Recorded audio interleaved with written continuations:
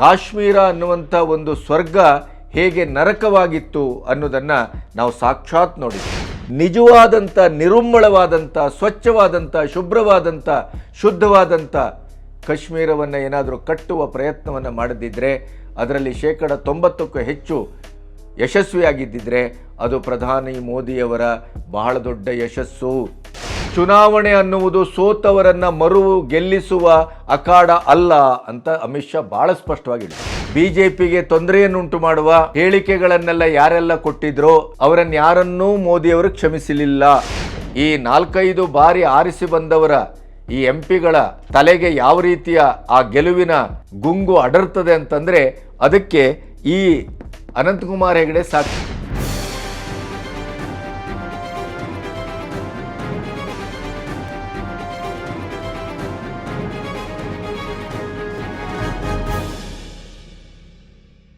ನಮಸ್ತೆ, B Ganapati news ಚಾನಲ್ಗೆ ಸ್ವಾಗತ. ಈವರೆಗೆ ನನ್ನ ನ್ಯೂಸ್ ಚಾನಲನ್ನು ನೀವು ಸಬ್ಸ್ಕ್ರಿಪ್ಷನನ್ನು ಮಾಡದೇ ಇದ್ದರೆ ದಯವಿಟ್ಟು ತಕ್ಷಣ ಇವತ್ತೇ ಸಬ್ಸ್ಕ್ರಿಪ್ಷನನ್ನು ಮಾಡಿ. ನೀವು ಹೆಚ್ಚೆಚ್ಚು ಚಂದಾದಾರಿಕೆಯಿಂದ ಮುಂದೆ ಬಂದರೆ ಈ ಸುದ್ದಿವಾಹಿನಿಯನ್ನು ಹೆಚ್ಚು ಸಶಕ್ತವಾಗಿ ನಾನು ನಿಮ್ಮ ಬೆಂಗಾವಲಿನಿಂದ ಬೆಂಬಲದಿಂದ ಮುನ್ನಡೆಸ್ಬೋದು. ಅದರ ಜೊತೆಗೆ ಇದೊಂದು ಸ್ವತಂತ್ರ ಪತ್ರಿಕೋದ್ಯಮ, ಹಾಗಾಗಿ ಇದಕ್ಕೆ ನಿಮಗೇನಾದರೂ ನಿಮ್ಮ ಮಿತಿಯಲ್ಲಿ ಒಂದು ಆರ್ಥಿಕವಾದಂಥ ಬೆಂಗಾವಲು ಬೆನ್ನೆಲುಬಾಗಿ ನನ್ನೊಟ್ಟಿಗೆ ನಿಲ್ಲುವ ಒಂದು ಹೃದಯವಂತಿಕೆ ಮತ್ತು ಈ ಪತ್ರಿಕೋದ್ಯಮದ ಬಗ್ಗೆ ನಿಮಗೊಂದು ಕಾಳಜಿ, ಒಂದು ಕಳಕಳಿ ಇದ್ದರೆ ದಯವಿಟ್ಟು ಆ ದೃಷ್ಟಿಯಲ್ಲೂ ನನ್ನೊಟ್ಟಿಗೆ ನೀವು ಸದಾ ಇರಬೇಕು ಅನ್ನುವ ಮನವಿ, ಕಳಕಳಿ ನನ್ನದು. 370 ಅಬ್ರಿಗೇಟ್ ಆದ ಮೇಲೆ 5 ವರ್ಷದಲ್ಲಿ ಮೊದಲ ಬಾರಿಗೆ ಕಾಶ್ಮೀರಕ್ಕೆ ಪ್ರಧಾನಮಂತ್ರಿಯವರು ಭೇಟಿ ಕೊಟ್ಟದ್ದನ್ನು ನೀವು ಗಮನಿಸಿದ್ದೀರಿ. ಇಡೀ 75 ವರ್ಷದಲ್ಲಿ ಒಂದು ಹೊಸ ಕಾಶ್ಮೀರವನ್ನು ನಾವು ಕಾಣ್ತಾ ಇದ್ದೇವೆ. ಅಭಿವೃದ್ಧಿಶೀಲ ಕಾಶ್ಮೀರ, ನೆಮ್ಮದಿಯ ಕಾಶ್ಮೀರ, ಅದರ ಜೊತೆಗೆ ಒಂದು ಹೊಸ ರೀತಿಯ ಕಾಶ್ಮೀರದ ಆತ್ಮಸ್ಥೈರ್ಯವನ್ನು ಸ್ಥಳೀಯವಾಗಿ ನಾವು ಕಾಣ್ತೇವೆ. ವಿರೋಧ ಪಕ್ಷದವರು ವಿರೋಧಕ್ಕಾಗಿ ವಿರೋಧವನ್ನು ಮಾಡ್ತಾರೆ, ಅದು ಪ್ರಶ್ನೆ ಬೇರೆ. ಆದರೆ ಮೋದಿಯವರು ಹೆಚ್ಚು 5,000 ಕೋಟಿಗೂ ಅಧಿಕ ಮೊತ್ತದ ಹೊಸ ಯೋಜನೆಗಳನ್ನು ಘೋಷಿಸುವುದರ ಜೊತೆಗೆ ಯಾವುದೇ ಸವಾಲು ಬಂದರೂ ಕೂಡ ನಾನು ಅಭಿವೃದ್ಧಿಯ ಈ ನಡೆಯನ್ನು ಮುಂದೆ ಇಡುವ ಹೆಜ್ಜೆಯನ್ನು ಹಿಂದಿಡುವ ಪ್ರಶ್ನೆಯೇ ಇಲ್ಲ ಅನ್ನುವಂಥ ಘೋಷಣೆಯನ್ನು ಕೂಗಿದ್ದಾರೆ. ಭಾರತದ ಮುಕುಟ, ಭಾರತದ ಶಿರ ಅದು. ಆದ್ದರಿಂದ ಅದರ ಅಭಿವೃದ್ಧಿ ಆಯಿತು ಅಂತಾದರೆ ಅದು ಭಾರತದ ಅಭಿವೃದ್ಧಿಯ ಕಿರೀಟ. ಹಾಗಾಗಿ ಈ 370 ತೆಗೆಯುವ ಮೊದಲು ಮತ್ತು 370 ತೆಗೆದ ನಂತರದ ದಿನಗಳಲ್ಲಿ ಪ್ರವಾಸಿಗರ ಹಬ್ಬಾಗಿ ಕಾಶ್ಮೀರ ಬೆಳೀತಾ ಇದೆ. ದೇಶ ವಿದೇಶಿಗರು ಯಾವುದೇ ರೀತಿಯ ಆತಂಕ ಇಲ್ಲದೇ ಬರ್ತಾ ಇದ್ದಾರೆ. ಅದರ ಜೊತೆಗೆ ರೈಲ್ ಇರ್ಬೋದು, ರಸ್ತೆ ಇರ್ಬೋದು, ಎಲ್ಲದರ ಅಭಿವೃದ್ಧಿಯನ್ನು ಅತ್ಯಂತ ಜತನದಿಂದ ಪ್ರಧಾನಿಯವರೇ ಮುಂದೆ ನಿಂತು ಅದರ ಅಬ್ಸರ್ವೇಷನ್ ಮಾಡ್ತಾ ಇದ್ದಾರೆ ಮತ್ತು ಅದನ್ನು ಒಂದು ಟೈಮ್ ಬೀಯಿಂಗ್ ಅಂದರೆ ಸಮಯದ ಪ್ರಜ್ಞೆಯಲ್ಲಿ ಅದನ್ನು ಮುಗಿಸುವ ಕೆಲಸವನ್ನು ಮಾಡ್ತಾ ಇದ್ದಾರೆ. ಆ ಇಡೀದಾದಂಥ ಕಾಶ್ಮೀರ, ಅಲ್ಲಿಯ ತಾಯಂದಿರು, ನಮ್ಮ ಮಕ್ಕಳು ಮೊದಲು 500 ರೂಪಾಯಿಗೆ ಆಸೆಗೆ ಕಲ್ಲು ಬಿಸಾಡ್ತಾ ಇದ್ದರು. ಆದರೆ ಇವತ್ತು ನಮ್ಮ ಮಕ್ಕಳು ಪಾಟಿ ಚೀಲವನ್ನು ಸಿಕ್ಕಾಕ್ಕೊಂಡು ಕೈಲಿ ಲ್ಯಾಪ್ಟಾಪನ್ನು ಹಿಡ್ಕೊಂಡು ಸ್ಕೂಲ್ಗೆ ಹೋಗ್ತಾ ಇದ್ದಾರೆ. ಅದನ್ನು ನೋಡುವುದೇ ನಮಗೊಂದು ಆತ್ಮಾನಂದ ಅಂತಂದರು. 1000ಕ್ಕೂ ಹೆಚ್ಚು ಹೊಸ ಸರ್ಕಾರಿ ನೌಕರರಿಗೆ ಅವತ್ತು ಪ್ರಧಾನಿ ಅವರಿಗೆ ಅಪಾಯಿಂಟ್ಮೆಂಟ್ ಲೆಟರನ್ನು ಕೊಟ್ಟರು. ಪ್ರತಿ ಒಂದು ಹಂತದಲ್ಲಿ ಕಾಶ್ಮೀರದ ಮೂಲ ತಳಹದಿಯನ್ನು ಗಟ್ಟಿ ಮಾಡುವಂಥ ಭರವಸೆಯನ್ನು ಕೊಟ್ಟರು. ಒಬ್ಬ ದೇಶದ ಪ್ರಧಾನಿ ಪ್ರಾಯಶಃ ಕಾಶ್ಮೀರಕ್ಕೆ ಭೇಟಿ ಕೊಟ್ಟಾಗಲೆಲ್ಲ ಅಲ್ಲಿ ಇಡೀದಾದಂಥ ಸಾರ್ವಜನಿಕ ಸಂಪರ್ಕ ಸ್ಥಗಿತಗೊಳ್ತಾ ಇತ್ತು. ಮೊದಲ ಬಾರಿಗೆ ಮೋದಿಯವರು ಭೇಟಿ ಕೊಟ್ಟಾಗ ಕೂಡ ಯಾವುದೇ 5G ವರ್ಕ್ ಆಗ್ತಾ ಇತ್ತು. ಅಲ್ಲಿಯ ಬಹಳಷ್ಟು ಜನ ಅದನ್ನು ಹೇಳ್ತಾ ಇದ್ರು. ಟೆರರಿಸಮ್ ಅತ್ಯಂತ ಗಣನೀಯವಾಗಿ ಕಡಿಮೆ ಆಗಿದೆ. ಯಾವುದೇ ರೀತಿಯ ಸಾರ್ವಜನಿಕರ ಸಾವು ನೋವುಗಳಾಗ್ತಾ ಇಲ್ಲ. ಅಲ್ಲಿ ಯಾವುದೇ ರೀತಿಯ ರಕ್ತಪಾತ ಆಗ್ತಾ ಇಲ್ಲ. ಪ್ರತಿಯೊಂದು ಕಾಶ್ಮೀರದ ನಾಗರಿಕರು ಸುಖ ಮತ್ತು ನೆಮ್ಮದಿಯಿಂದ ತಮ್ಮ ವ್ಯಾಪಾರ ವ್ಯವಹಾರ ಬದುಕನ್ನು ಮಾಡ್ತಾ ಇದ್ದಾರೆ. ಹಿಂದೂ ಮುಸ್ಲಿಮ್ಗಳು ಬಹಳ ಗಟ್ಟಿಯಾಗಿ ಒಂದಾಗ್ತಾ ಇದ್ದಾರೆ. ಒಂದು ಕಡೆ ಶಂಕರಾಚಾರ್ಯರ ಪರ್ವತ ಅಥವಾ ಅದರ ಅಭಿವೃದ್ಧಿಗೆ ಒಂದು ನೀಲನಕ್ಷೆಯನ್ನು ಇಟ್ಕೊಂಡ್ರೆ, ಇನ್ನೊಂದು ಕಡೆ ಪೈಗರ್ ಮಹಮ್ಮದ್ ಅವರ ಈ ಗಡ್ಡದ ಒಂದು ಕೂದಲಿರುವಂಥ ಏನು ದಾಲ್ ಲೇಕಿನ ಪಕ್ಕದಲ್ಲೇ ಇರುವಂಥ ಮಸೀದಿಯನ್ನು ಸರ್ಕಾರವೇ ಮುಂದೆ ನಿಂತು ಸಂಪೂರ್ಣವಾಗಿ ಅಭಿವೃದ್ಧಿಯನ್ನು ಮಾಡಿದೆ. ಅಂದರೆ ಹಿಂದೂ ಮುಸ್ಲಿಮರ ಒಂದು ಸಖ್ಯವನ್ನು, ಅನುಸಂಧಾನವನ್ನು ಮೋದಿ ಸರ್ಕಾರ ಎಷ್ಟು ಚೆನ್ನಾಗಿ ಮಾಡ್ತಾ ಇದೆ ಅನ್ನೋದಕ್ಕೆ ಕಾಶ್ಮೀರದ ಪ್ರಧಾನಿಯವರ ಭೇಟಿ ಒಂದು ಚಾರಿತ್ರಿಕವಾದಂಥ ಒಂದು ಉದಾಹರಣೆ ಅಂತ ನಾನು ಭಾವಿಸ್ತೇನೆ. ಇದರ ಮಧ್ಯೆ ಅಲ್ಲಿ ಎಲೆಕ್ಷನ್ನಿನ ಘೋಷಣೆಯೂ ಸದ್ಯದಲ್ಲೇ ಆಗಬಹುದು. ಯಾಕೆಂತಂದರೆ ಆ ರೀತಿಯ ಒಂದು ತಿಳಿಯಾದಂಥ ವಾತಾವರಣ ಅಲ್ಲಿ ಸೃಷ್ಟಿಯಾಗಿದೆ. ನಿಮಗೆ ನೆನಪಿಡಬೇಕು, 75 ವರ್ಷದಲ್ಲಿ ಪರಿವಾರದ ರಾಜಕಾರಣಕ್ಕಾಗಿ ನೆಹರು ಅವರು ಮಾಡಿದ ಒಂದೇ ಒಂದು ತಪ್ಪಿನ ಆ ಒಂದು ಕಾರಣಕ್ಕಾಗಿ 370ಯನ್ನು ಟೆಂಪ್ರರಿ ಅಂತ ಹಾಕಿ ಅದನ್ನು ಪರ್ಮನೆಂಟ್ ಮಾಡಲಿಕ್ಕೆ ಹೊರಟಂಥ ಕಾಂಗ್ರೆಸ್ಸಿನ ದುಷ್ಕೃತ್ಯದಿಂದ, ದುಷ್ಟತನದಿಂದ, ಓಲೈಕೆಯ ರಾಜಕಾರಣದಿಂದ ಕಾಶ್ಮೀರ ಅನ್ನುವಂಥ ಒಂದು ಸ್ವರ್ಗ ಹೇಗೆ ನರಕವಾಗಿತ್ತು ಅನ್ನೋದನ್ನು ನಾವು ಸಾಕ್ಷಾತ್ ನೋಡಿದ್ದೇವೆ. ಕಾಶ್ಮೀರಿ ಫೈಲ್ಸನ್ನು ನೋಡಿದರೂ ನಿಮಗೆ ಗೊತ್ತಾಗುತ್ತೆ. ಮತ್ತು ಸಂಪೂರ್ಣವಾಗಿ ಅಲ್ಲಿ ಪಾಕಿಸ್ತಾನದ ಪ್ರೇರಿತ ಭಯೋತ್ಪಾದಕತೆ ಸ್ಥಳೀಯ ಆಡಳಿತದ ನೆರವಿನಿಂದ ಹೇಗೆ ನಡೀತಾ ಇತ್ತು ಅಂತ. ಹಾಗಾಗಿ 370ಯನ್ನು ಅಬ್ರಿಗೇಟ್ ಮಾಡಲಿಕ್ಕೆ ಬಿಡ್ತಿರ್ಲಿಲ್ಲ ಅವರು. ಯಾಕೆಂದರೆ 370 ಅನ್ನೋದೇ ಅವ್ರಿಗೊಂದು ಭಾಳ ದೊಡ್ಡ ಅಸ್ತ್ರ ಮತ್ತು ಶಸ್ತ್ರ. ಹಾಗೆ ಅದನ್ನು ತೆಗೆದು ಇವತ್ತು ನಿಜವಾದಂಥ, ನಿರುಮ್ಮಳವಾದಂಥ, ಸ್ವಚ್ಛವಾದಂಥ, ಶುಭ್ರವಾದಂಥ, ಶುದ್ಧವಾದಂಥ ಕಾಶ್ಮೀರವನ್ನು ಏನಾದರೂ ಕಟ್ಟುವ ಪ್ರಯತ್ನವನ್ನು ಮಾಡದಿದ್ದರೆ, ಅದರಲ್ಲಿ 90%ಕ್ಕೂ ಹೆಚ್ಚು ಯಶಸ್ವಿಯಾಗಿದ್ದಿದ್ದರೆ ಅದು ಪ್ರಧಾನಿ ಮೋದಿಯವರ ಬಹಳ ದೊಡ್ಡ ಯಶಸ್ಸು. ಅದನ್ನು ಇಡೀ ಜನ ಅಲ್ಲಿ ಸಂಭ್ರಮಿಸ್ತಾ ಇದ್ದರು. ನೀವು ಅದನ್ನು ನಮ್ಮ ವಿಡಿಯೋದಲ್ಲೂ ನೋಡ್ಬೋದು. ಯಾವುದೇ ರೀತಿಯ ರಕ್ತಪಾತ ಇಲ್ಲ, ಯಾವುದೇ ರೀತಿಯ ಟೆರರಿಸ್ಟ್ ಅಟ್ಯಾಕ್ ಇಲ್ಲ, ಯಾವುದೇ ರೀತಿಯಲ್ಲೂ ಪ್ರತಿ ದಿನ ಬಲಿದಾನಗೈತಾ ಇದ್ದಂಥ ನಮ್ಮ ವೀರ ಸೈನಿಕರು ಇವತ್ತು ಬಹಳ ಆತ್ಮಸ್ಥೈರ್ಯದಿಂದ ದೇಶದ ಗಡಿಯನ್ನು ಕಾಯ್ತಾ ಇದ್ದಾರೆ. ಇಂಥ ಒಂದು ವಾತಾವರಣ ನಮ್ಮ ಕಣ್ಣೆದುರು ಸೃಷ್ಟಿ ಆಗಬಹುದೇ ಕಾಶ್ಮೀರದಲ್ಲಿ, ಜಮ್ಮುವಿನಲ್ಲಿ, ಲಡಾಖಿನಲ್ಲಿ ಅನ್ನುವಂಥ ಒಂದು ನಿರೀಕ್ಷೆಯನ್ನು ಕೂಡ ನಾವು ಮಾಡಿರಲಿಲ್ಲ. ಅಂಥ ಒಂದು ಅದ್ಭುತವಾದಂಥ ಬೆಳವಣಿಗೆಯನ್ನು ಅವರು ಅಲ್ಲಿ ತಂದರು. ಅದರ ಕೆಲವು ಝಲಕ್ಗಳನ್ನು ನಿಮಗಾಗಿ ನಾವು ತೋರಿಸ್ತೇವೆ, ನೋಡಿ. खुश है, सारा कश्मीर खुश है कि हमारा श्री नरेंद्र मोदी जी यहाँ आ रहे हैं. Welcome welcome Modi ji, welcome. बार बार मोदी सरकार, आजाद हिंदुस्तान. 10th में पढ़ता था, मैं भी खुद पत्थर फेंकता था, मैं भी पत्थरबाज था. हमें कोई काम नहीं होता था, हमें 500 देते थे, हम पत्थर फेंकते थे. हम ये नहीं देखते थे हमें गोली वहां से लगेगी या क्या हो जाएगा. जब मैं सुधर गया तो उन्होंने उन लोगों को क्यों नहीं सुधराया है. मैंने वोट आज तक नहीं डाला था, लेकिन मैंने जब से मोदी जी बन गए मैंने वोट डाला है. हर किसी को बोलता है मोदी जी को कामयाब करो. बच गया हूँ ना मैं. हम मेरी जैसे हजारों नौजवान, लाख नौजवान वहाँ बच गए. आज यहाँ पे ना कोई पत्थरबाजी हो रही है, ना कोई किसी जगह कॉल दी जा रही है. आज सारा कुछ अमन से चल रहा है. शुक्र है अल्लाह का कि ऐसा प्राइम मिनिस्टर आया है. हम तो खुश नसीब है कि दूसरी बार हमारे यहाँ पे हमारी धरती पे और हमारी घाटी में इन्होंने विजिट किया. तो इससे बड़ी खुशी क्या होती है कि बदलता कश्मीर है. बदल गया कश्मीर. वो पथराव चले गए, वो खून खराबा चला गया. रोज बच्चे स्कूल जा रहे हैं, मजदूर मजदूरी कर रहा है, दुकानदारी अपनी कर रहा है. तो सब कुछ अच्छा हो रहा है.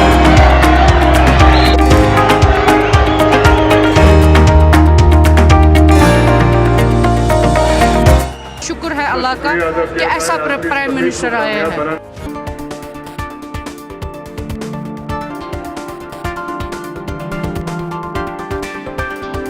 ये वो नया जम्मू कश्मीर है जिसका इंतजार हम सभी को कई दशकों से था. मैं ये मेहनत आपका दिल जीतने के लिए कर रहा हूं. मैं दिनों दिन देख रहा हूं कि मैं आपका दिल जीतने की दिशा में सही दिशा में जा रहा हूं. आपका दिल मैं जीत पाया हूं और ज्यादा जीतने की कोशिश मेरी जारी रहेगी.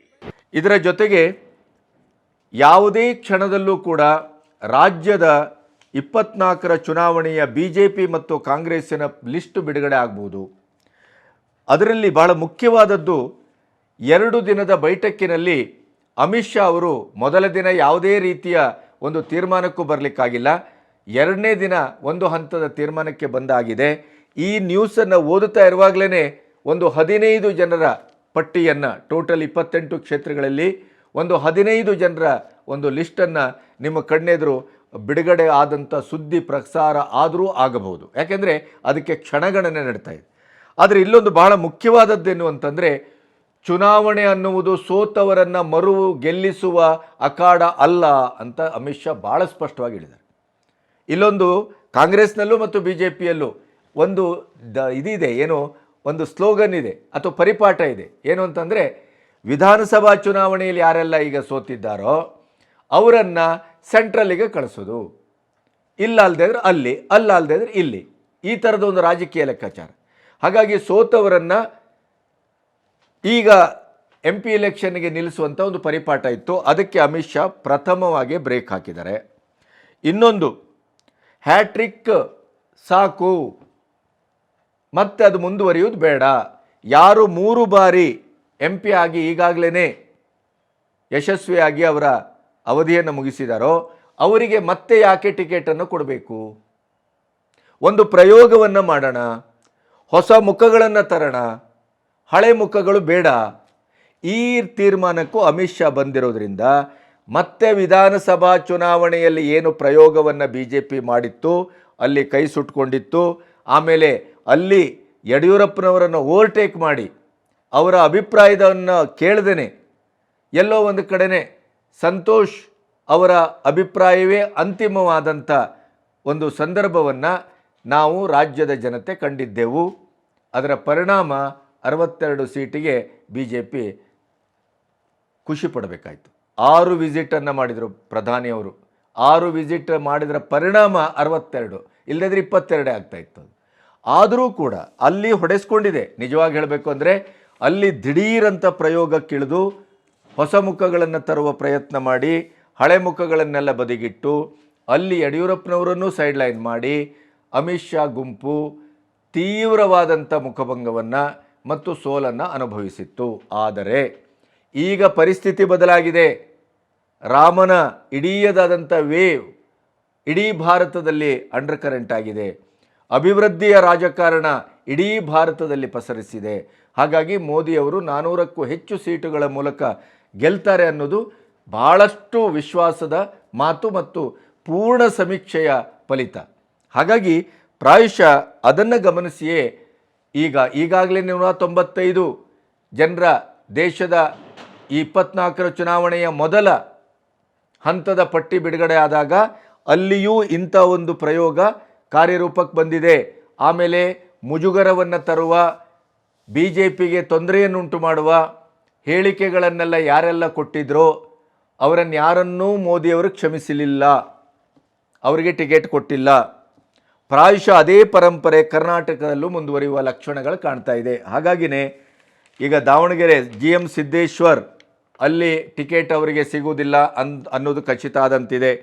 ಚಿತ್ರದುರ್ಗ ನಾರಾಯಣಸ್ವಾಮಿ, ವಿಜಯಪುರ ರಮೇಶ್ ಜಿಗಜಿಣಗಿ, ಹಾವೇರಿ ಶಿವಕುಮಾರ್ ಉದಾಸಿ, ಆಮೇಲೆ ಬೆಳಗಾವಿ ಮಂಗಳ ಅಂಗಡಿ, ಅದರ ಜೊತೆಗೆ ಬೀದರ್ ಭಗವಂತ ಕೂಬಾ, ಬೆಂಗಳೂರು ಉತ್ತರ ಸದಾನಂದ ಗೌಡರು, ಬಾಗಲಕೋಟೆ, ಇಲ್ಲಿ ಎಲ್ಲ ಕಡೆ ಜೊತೆಗೆ ಅನಂತಕುಮಾರ್ ಹೆಗಡೆ ಉತ್ತರ ಕನ್ನಡ, ನಳಿನ್ ಕುಮಾರ್ ದಕ್ಷಿಣ ಕನ್ನಡ, ಪ್ರಹ್ಲಾದ್ ಜೋಶಿ ಧಾರವಾಡ, ಇವೆಲ್ಲವೂ ಮತ್ತು Bengaluru central PC Mohan, Bagalkot PC Gaddigoudar. ಇಷ್ಟು ಜನರಿಗೀಗ ಟಿಕೆಟನ್ನು ಕೊಡಬಾರದು, ಅವರು ಇಷ್ಟರವರೆಗೆ ಕೆಲಸ ಮಾಡಿ ಸಾಕು, ಮುಂದೆ ಹೊಸಬರಿಗೆ ಟಿಕೆಟನ್ನು ಕೊಡೋಣ ಅನ್ನುವಂಥ ಚರ್ಚೆ ತೀವ್ರವಾಗಿದೆ. ಇದಕ್ಕೆ ಯಡಿಯೂರಪ್ಪನವರು ದಯವಿಟ್ಟು ಈ ಸಾರಿ ಅದನ್ನು ಮಾಡಬೇಡಿ, ನಾವು ರಾಜ್ಯದ ಒಂದು ಏನು ನಾಯಕರು ಮತ್ತು ರಾಜ್ಯದ ಇಡೀ ಇಲ್ಲಿಯ ಪದಾಧಿಕಾರಿಗಳು ಅವರದೆಲ್ಲ ಅಭಿಪ್ರಾಯವನ್ನು ತೆಗೆದುಕೊಂಡು ನೀವು ಲಿಸ್ಟನ್ನು ರೆಡಿ ಮಾಡಿ ಪ್ರಯೋಗ ಅಂತ ಹೊರಟ್ರೆ ಅದು ಎಲ್ಲೋ ಒಂದು ಕಡೆನೇ ಕೊನೆಗೂ ನಮಗೆ ತಿರುಮಂತ್ರ ಆಗುವಂಥ ಸಾಧ್ಯತೆ ಇದೆ ಅನ್ನೋದನ್ನು ಅವರು ಒತ್ತಿ ಹೇಳಿದ್ದಾರೆ. ಆದರೆ ಇದರ ಮಧ್ಯೆನೇ ಇನ್ನೊಂದು ಇದಕ್ಕೆ ಪೂರಕವಾದಂಥ ಒಂದು ಮಾತು ಅಂಶ ಏನಾದರೂ ಇದ್ದರೆ ಅದೇನು ಅಂತಂದರೆ ಉತ್ತರ ಕನ್ನಡದ ಅನಂತಕುಮಾರ್ ಹೆಗಡೆ ಈ ಮೋದಿಯವರ 2ನೇ ಅವಧಿಯ 5 ವರ್ಷದಲ್ಲಿ ಅವರ ಸಾಧನೆ ಶೂನ್ಯ ಪರ್ವ. 4 ವರ್ಷಗಳಿಂದ ಅವ್ರು ಎಲ್ಲಿದ್ದರು ಅಂತಲೇ ಗೊತ್ತಾಗಿರಲಿಲ್ಲ, ಅದು ಅಸೌಖ್ಯದ ಕಾರಣ ಅಂತ ಹೇಳ್ತಾರೆ. ಅದರ ಮೊದಲೇನು ಮಾಡಿದರು ಅಂತ ಕೇಳಿದರೆ ಏನೂ ಉತ್ತರ ಇಲ್ಲ. ಈಗ ಯಾರೋ ಅಭಿಮಾನಿಗಳು ಬಂದಿದ್ದಾರೆ ಅಂಥೇಳಿ ಎದ್ನೋ ಬೆದ್ನೋ ಅಂಥೇಳಿ ಅಂಕೋಲಕ್ಕೆ ಪ್ರಚಾರಕ್ಕೆ ಬಂದರೂ ಕೂಡ ವಿಧಾನಸಭಾ ಚುನಾವಣೆಯಲ್ಲಿ ಮೋದಿಯವರೇ ಸ್ವತಃ ಬಂದರು, ಅವರು ಕಣ್ಣೆತ್ತಿ ಕೂಡ ನೋಡಲಿಲ್ಲ. ಎಲ್ಲೋ ಒಂದು ಕಡೆ BJP ಮತ್ತು ಮೋದಿಯವರಿಗೆ ವಿರುದ್ಧವಾಗಿ ಮಾತಾಡಿದರು. ರಾಜಕಾರಣ ನನ್ನ ಮುಗಿದೋದ ಕತೆ ಅಂತ ಹೇಳಿದರು. ಆದರೆ ಅದು ಎಂಥ ಆಕರ್ಷಕವಾದಂಥ ರಾಜಕಾರಣದ ಆ ಜೀಲ್ ಅಂತಂದರೆ, ಯಾರೋ ಭಟ್ಕಳದಿಂದ ಅಲ್ಲಿಂದ ಇಲ್ಲಿಂದ ಒಂದು 10-15-20 ಜನ ಬಂದು ಮನೆಯಲ್ಲಿ ಹೆಗ್ಡೆಯವರೇ ನೀವೇ ಅದ್ಭುತ ಅಂತ ಹೇಳಿದರು ಅಂಥೇಳಿ ಈ ವಂದಿ ಮಾಗದರ ಮಾತು ಕೇಳಿ ಈಗ ಸಿಕ್ಕಾಬಟ್ಟೆ ತಿರುಗಾಟ, ಸಿಕ್ಕಾಬಟ್ಟೆ ಭಾಷಣ, ಸಿಕ್ಕಾಬಟ್ಟೆ ಟಿವಿಗಳಲ್ಲಿ ಸಂದರ್ಶನ. ಅದರ ಮಧ್ಯೆ ಬೆಳಕೆಯ ಸಭೆಯಲ್ಲಿ ಒಂದು ಉದ್ದಟತನದ ಮಾತನ್ನು ಆಡಿದರು. ಅಂದರೆ ಈ 4-5 ಬಾರಿ ಆರಿಸಿ ಬಂದವರ ಈ MP ಗಳ ತಲೆಗೆ ಯಾವ ರೀತಿಯ ಆ ಗೆಲುವಿನ ಗುಂಗು ಅಡರ್ತದೆ ಅಂತಂದರೆ ಅದಕ್ಕೆ ಈ ಅನಂತಕುಮಾರ್ ಹೆಗಡೆ ಸಾಕ್ಷಿ. ಮತ್ತು ಆ ಉತ್ತರ ಕನ್ನಡದ ನೆಲದ ಗುಣವೇ ಹಾಗೇನು. ಹಿಂದೆ ದೇವರಾಯ ನಾಯ್ಕರು ಇದೇ ಥರ ಹೇಳಿದರು, ನಾನು ಕೊನೆಯಂತೂ ನಾನು ಮನೆಯಲ್ಲಿ ಮಲ್ಕೊಂಡು ಆರಿಸ್ಬರ್ತೇನೆ ಅಂತಂದರು, ಮತ್ತು ಶಾಬ್ದಿಕವಾಗಿ ಮಲ್ಕೊಂಡೇ ಬಂದರೂ ಕೂಡ ಅವರು ನಮ್ಮ ಮತದಾರರು ಅಂಥವರೇ ಇದ್ದಾರೆ ಅಲ್ಲಿ.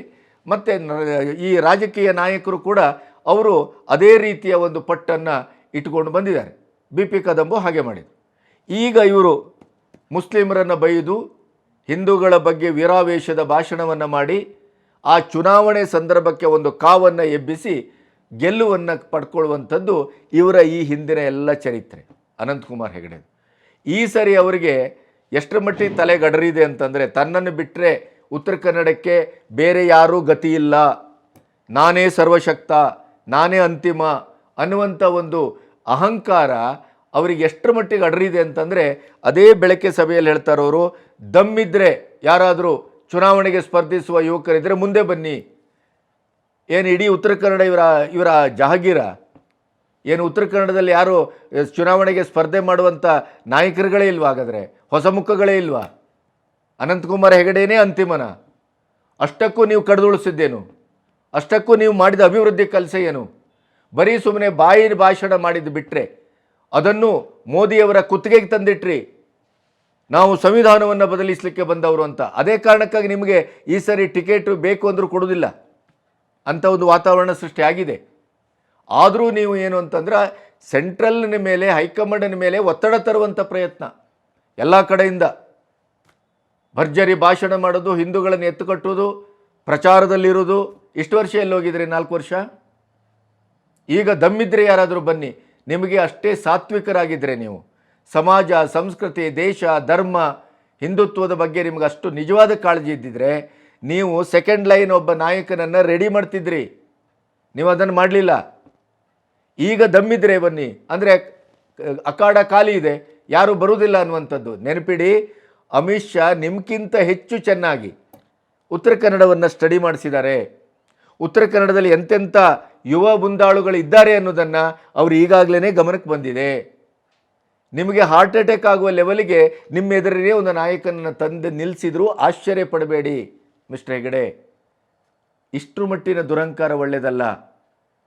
ಕೆಲಸ ಮಾಡಬೇಕು. ಅಲ್ಲಿ ನೋಡಿ, ಶಿವಮೊಗ್ಗದಲ್ಲಿ ಯಾವ ರೀತಿಯಲ್ಲಿ ಕೆಲಸ ಮಾಡಿದ್ದಾರೆ. ಅವರ ಒಂದು ಅಣುಗಾತ್ರದ ಕೆಲಸವನ್ನು ನೀವು ಉತ್ತರ ಕನ್ನಡಕ್ಕೆ ಮಾಡದಿದ್ದರೆ ಹೇಳಿ, ನಾವು ಸಾರ್ವಜನಿಕವಾಗಿ ಬಂದು ನಿಮಗೆ ಸಲಾಮ್ ಮಾಡುತ್ತೇವೆ. ಏನು ಮಾಡಿದ್ದೀರಿ? ಏನೂ ಮಾಡ್ದೇನೆ ಬರೇ ಬಿಟ್ಟು ಭಾಷಣ ಮಾಡ್ಕೊಂಡು ತಿರುಗಾಡುವವರಿಗೆ ನಿಮಗಿಷ್ಟು ದುರಹಂಕಾರ ಇರಬೇಕಾದ್ರೆ ಆ ಕೆಲಸ ಮಾಡಿ MP ಸ್ಥಾನವನ್ನು ಅರ್ಥಪೂರ್ಣವಾಗಿ ದಕ್ಕಿಸ್ಕೊಂಡವ್ರಿಗೆ ಎಷ್ಟು ಅಹಂಕಾರ ಇರಬೇಡ. ನಿಮ್ಮದೇ BJP ಅವರು ಎಷ್ಟು ಅದ್ಭುತವಾಗಿ ಕೆಲಸ ಮಾಡಿದವರು ಇಲ್ಲ ಇಲ್ಲಿ. ಅದು ಪ್ರತಾಪ್ ಸಿಂಹ ಇರ್ಬೋದು ಅಥವಾ ತೇಜಸ್ವಿ ಸೂರ್ಯ ಇರ್ಬೋದು. ಶಿವಮೊಗ್ಗ ಅಂತೂ ಮಾದರಿ. ಯಡಿಯೂರಪ್ಪನವರ ಮಗ ಇಡೀ ದೇಶಕ್ಕೆ ಮಾದರಿಯಾಗಿ ತನ್ನ ಕ್ಷೇತ್ರವನ್ನು ಕಟ್ಟಿ ತೋರಿಸಿದ್ದಾರೆ. ನೀವೇನು ಮಾಡಿದ್ದೀರಿ?